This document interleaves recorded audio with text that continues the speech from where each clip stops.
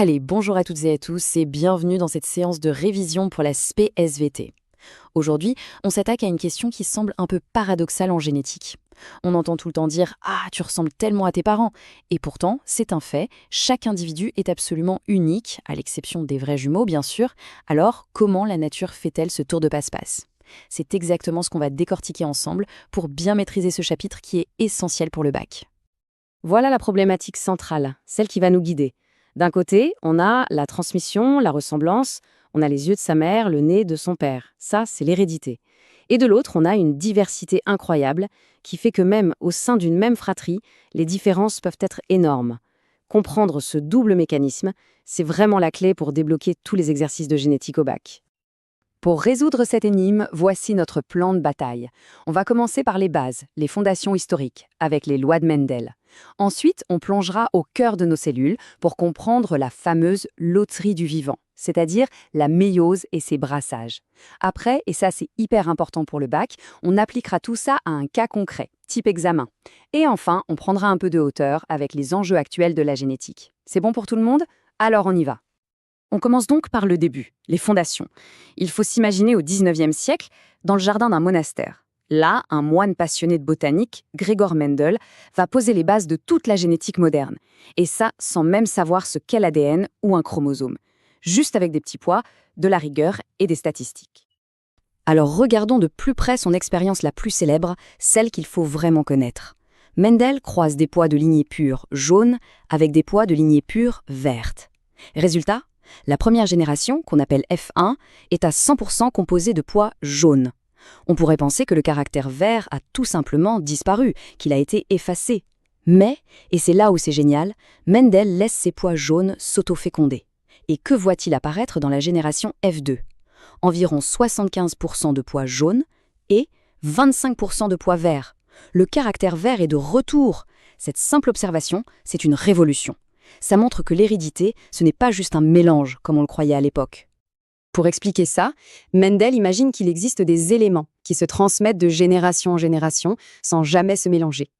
Aujourd'hui, bien sûr, on a mis un nom sur ces éléments. Ce sont les allèles. La définition est simple. Un allèle, c'est une version d'un gène. Par exemple, pour le gène qui contrôle la couleur du pois, il y a l'allèle jaune et l'allèle vert. Et comme nous, les organismes diploïdes, on en possède 2 pour chaque gène. Un hérité de chaque parent. Alors, pourquoi tous les pois de la F1 sont-ils jaunes ? Tout simplement parce que l'allèle jaune est dominant, et l'allèle vert, lui, est récessif. Qu'est-ce que ça veut dire ? Un allèle dominant, il s'exprime même s'il est tout seul. C'est l'état hétérozygote. Par contre, un allèle récessif, pour qu'on le voie, il a besoin d'être en double exemplaire à l'état homozygote. Les pois F1 avaient donc bien l'allèle jaune et l'allèle vert, mais seul le dominant était visible dans leur phénotype. Le point crucial à retenir, c'est que l'information récessive n'est jamais perdue. Elle est juste masquée temporairement. Ok, les lois de Mendel, c'est une description brillante des résultats, mais ça n'explique pas le mécanisme biologique derrière. Pour ça, il a fallu attendre qu'on découvre les chromosomes. Alors maintenant, on va zoomer à l'échelle de la cellule pour voir comment fonctionne cette fameuse loterie génétique. C'est le cœur de notre deuxième partie. Et la réponse, elle tient en un mot. Un processus qu'il faut connaître sur le bout des doigts, la méiose. La méiose, c'est cette division cellulaire très particulière qui fabrique les gamètes, les spermatozoïdes et les ovules. Et c'est justement pendant la méiose que les cartes du jeu génétique sont mélangées, brassées d'une façon absolument spectaculaire. Ce grand mélange se fait de 2 manières principales, 2 types de brassage qui sont au programme. D'abord, il y a le brassage interchromosomique, c'est la grande distribution aléatoire des chromosomes. Et puis il y a le brassage intrachromosomique, qui va lui mélanger les allèles à l'intérieur même d'un chromosome. C'est le fameux crossing over. On regarde ça en détail. Le brassage interchromosomique, ça se passe pendant la première division de méiose. Pour faire simple, pour chacune de nos 23 paires de chromosomes homologues, un qui vient du père, un de la mère, la cellule va les séparer au hasard. C'est un peu comme si pour chaque paire, on tirait à pile ou face pour savoir quel chromosome ira dans quel futur gamète. Une distribution complètement aléatoire. Et ce simple tirage au sort, ça a des conséquences vertigineuses. Si on fait le calcul, avec 23 paires de chromosomes, ça donne 2 puissance 23 possibilités. C'est-à-dire plus de 8,4 millions de combinaisons de gamètes différentes pour une seule personne. C'est juste énorme. Ça veut dire que la probabilité que 2 frères ou sœurs aient le même patrimoine génétique est quasi nulle. Et attention, ce chiffre colossal n'inclut même pas le deuxième brassage. On passe donc au deuxième niveau de brassage, encore plus subtil, le brassage intrachromosomique. Au tout début de la méiose, les chromosomes de chaque père s'apparient, ils se collent l'un à l'autre. Et à certains points de contact, qu'on appelle les chiasmas, ils peuvent s'échanger des bouts de chromatides. C'est ça, le fameux crossing over. Le résultat, on obtient des chromosomes qui sont des sortes de patchwork, on dit qu'ils sont recombinés. Ils portent des associations d'allèles qui n'existaient ni chez le père, ni chez la mère. C'est une source de nouveautés génétiques absolument dingue. Bon, maintenant qu'on a posé toute la théorie, il est temps de mettre les mains dans le cambouis. Troisième partie, l'application. On va voir comment on mobilise tout ça pour résoudre un exercice type bac. C'est là qu'on transforme la connaissance en points. Pour ça, on va prendre un cas classique, un croisement chez la drosophile, la petite mouche du vinaigre. Voici des données typiques d'un sujet. On a fait un croisement test. On croise un hybride avec un individu testeur qui est double récessif. L'intérêt, c'est que les phénotypes des descendants nous donnent une image directe des gamètes produits par l'hybride. Observez bien ce tableau, on a 2 croisements qui étudient 2 caractères, la longueur des ailes et la couleur du corps. On a 4 phénotypes à l'arrivée.